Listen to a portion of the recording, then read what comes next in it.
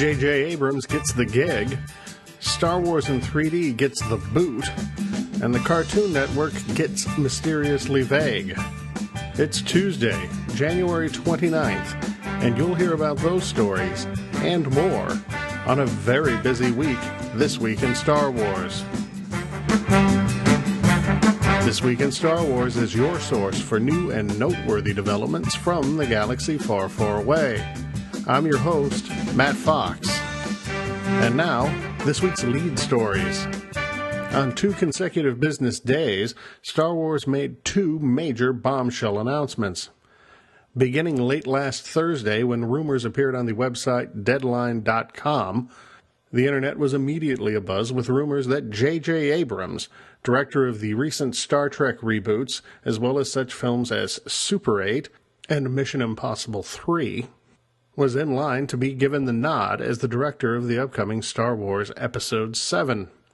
This despite Abrams' earlier comments that he was not interested in the Star Wars gig, as he wished to remain loyal to his Star Trek franchise.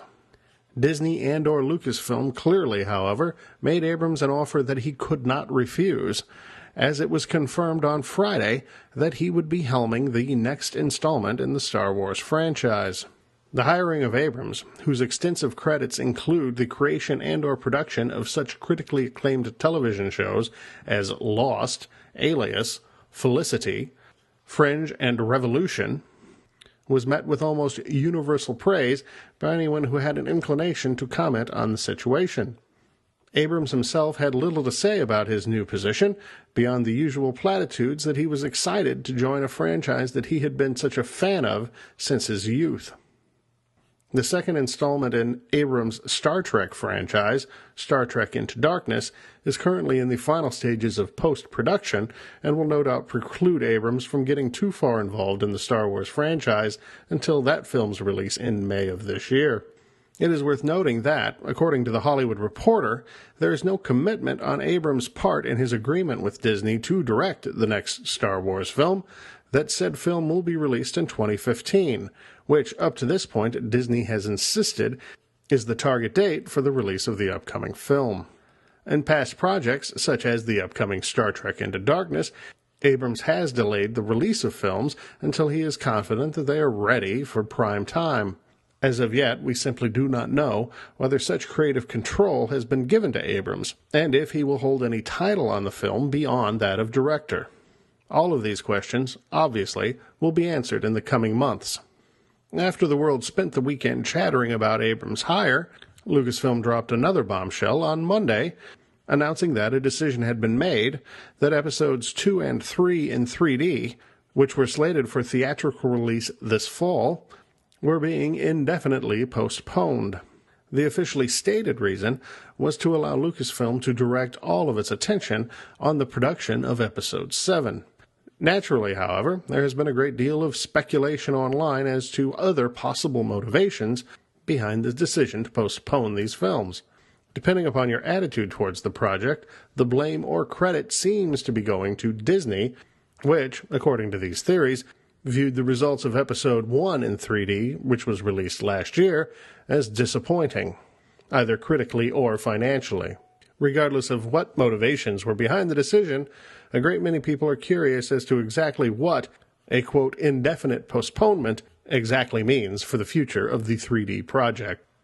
Upfronts are media events in which television networks invite the reporters who cover television to ever-increasingly large media spectacles in which network executives, directors, creators, producers, and stars will come out and pimp the shows that will be on the network that fall.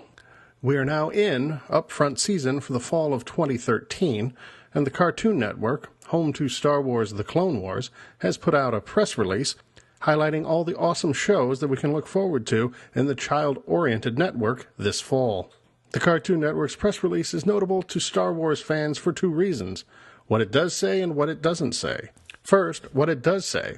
We can expect 3 new LEGO Star Wars adventures, collectively entitled The Yoda Chronicles, which will be set in the prequel era and will focus on the diminutive Green Jedi and a whole new band of Padawans. Air dates and running times are not yet known, but such information is sure to follow. Possibly more important is what the press release does not say, specifically the words "The Clone Wars," as in the Lucas-produced animated 3D series, which has been running since 2008, merits no mention in the press release of the upcoming fall season on the network on which it has run since its inception. A great deal can be inferred from the silence of the press release, but at the same time one cannot necessarily infer anything from the silence until that silence is broken. Of course, there was considerable uninformed speculation in the wake of the Disney acquisition of Lucasfilm as to the fate of the Clone Wars. Specifically, would it be ended at the end of the current 5th season altogether, or would it make the move to a Disney network, most likely Disney XD, Disney's network aimed at young boys? As with all our stories this week, seemingly, we will wait for more information as it becomes available. Me? I'm a collecting fool. Hasbro, the 800-pound gorilla of Star Wars licensing, saw to it that they did not miss out on the wave of major Star Wars announcements this week. Following the reveal of the suddenly out-of-place 3D packaging shown at the UK Toy Fair, an article was published by the USA Today, the nation's newspaper, in which Hasbro revealed an upcoming new monochromatic line of Star Wars figures entitled Star Wars Black. The packaging is Spartan and stark, and lives up to its name in its Sith-like obsidian hue. And while the article explicitly states that the vintage collection of figures will continue on the new cards, a statement which, if taken literally, would seem to defy internal logic as a vintage card by its definition cannot be all black, the major news is the announcement of a new, larger 6-inch scale line, which will feature several hyper-detailed figures at a supposedly collector-friendly price point of $20.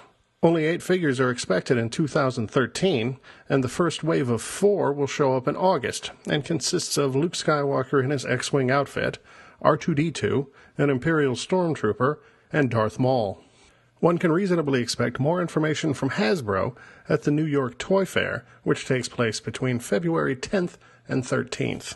Things are not great these days at Sweet Lady H, we learned, as they announced 2012 revenues were down 4.7%, with annual revenues of $4.09 billion, significantly below the analyst estimates of $4.21 billion.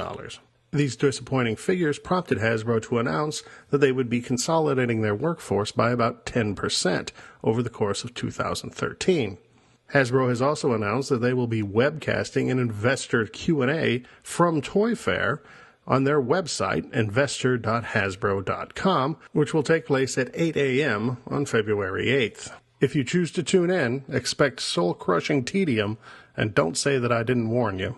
In fact, your time may be better spent haunting your local Toys R Us, as there have been numerous reports of the new 2013 Yoda packaged product showing up in fairly large quantities. These include the new mid-size vehicles with the simpler molds at the lower price point, and the new 12-inch figures with reduced articulation at the lower price point. These sightings, however, are apparently not what Hasbro would like you to see, as the boxes are marked with a street date of February 11th, which would account for their absence from Walmart and Target. Toys R Us, however, has a proven track record of not abiding by street dates, allowing impatient early bird collectors the privilege of paying the Toys R Us inflated price for collectibles a few weeks earlier than they otherwise would be able to. Publishing news this week: StarWars.com redesigned itself, no explanation needed, and the surprisingly popular new Star Wars title from Dark Horse Comics, entitled simply Star Wars, continues to be a runaway hit, and a third printing of issue number 1 has now been announced. For those of you who balked at the $3,000 price tag for the hyper-high-end Star Wars series of books entitled simply Star Wars Frames, you may now congratulate yourself for keeping your powder dry. Amazon has put up for pre-order for just under $100 a new printing of the book slated to come out later in 2013. While it is safe to assume that the new editions will not feature the archive-quality paper and binding, the fancy wooden box, and the George Lucas autograph that were the highlights of the original edition, these may be considered worthy sacrifices in order to get the title to the masses. Lastly this week, the Daily Mail out of the UK reports that a Turkish cultural group in Austria has taken issue with one of the more recent LEGO sets, Jabba's Palace.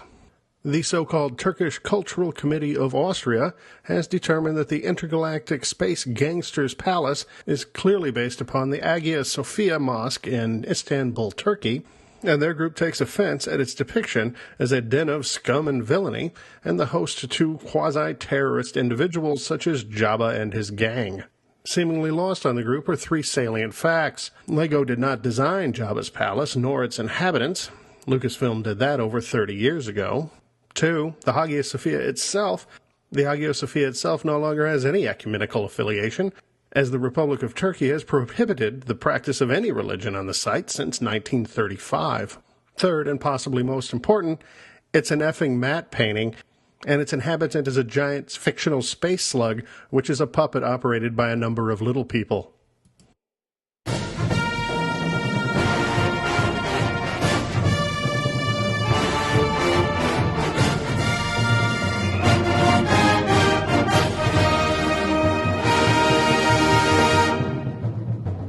Where to begin this week? I'll save my thoughts on Hasbro's Black Line for Toy Fair, and I'll save my thoughts on the Clone Wars and the deafening silence from Cartoon Network until we actually know something. That leaves us with the other two elephants in the room. First, the 3D postponement. I don't buy the explanation that they're going to dedicate their resources to Episode 7 any more than I believe an athlete or politician who wants to spend more time with his family. People who hate the prequels or 3D conversions, which seems to be all the bloggers on the internet, insist that this was just an example of enlightened decision-making by Disney, who wished simply to spare the world the indignity of having to watch the prequels again.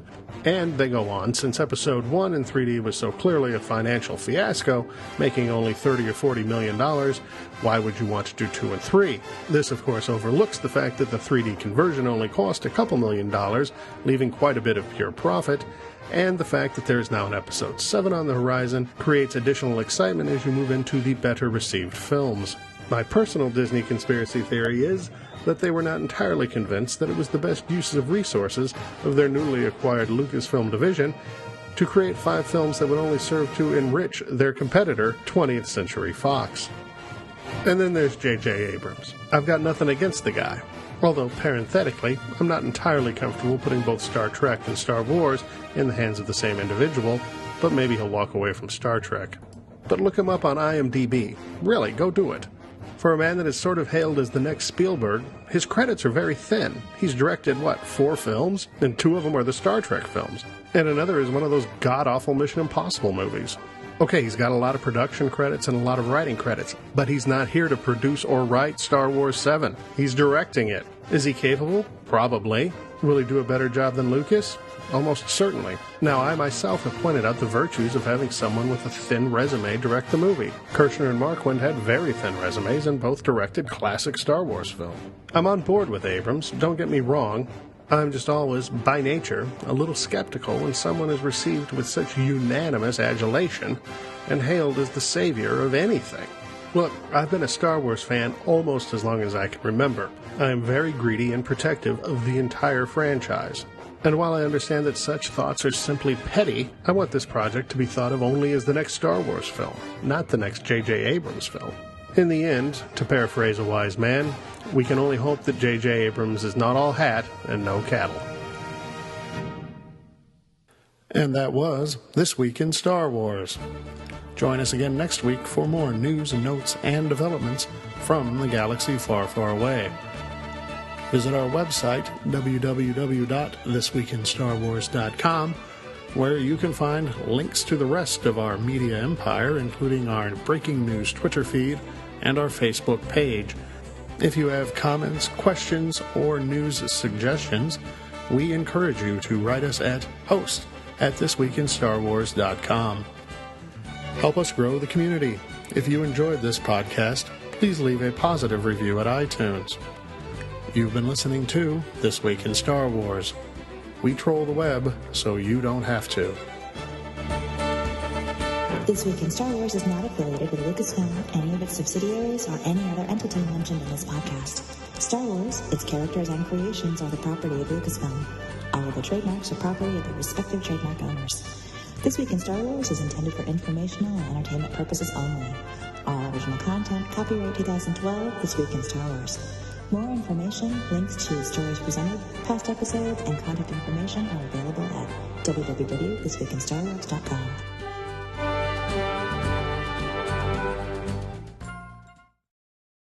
So, take me back to Constantinople. No, you can't go back to Constantinople. Been a long time gone. Constantinople, why did Constantinople get the works?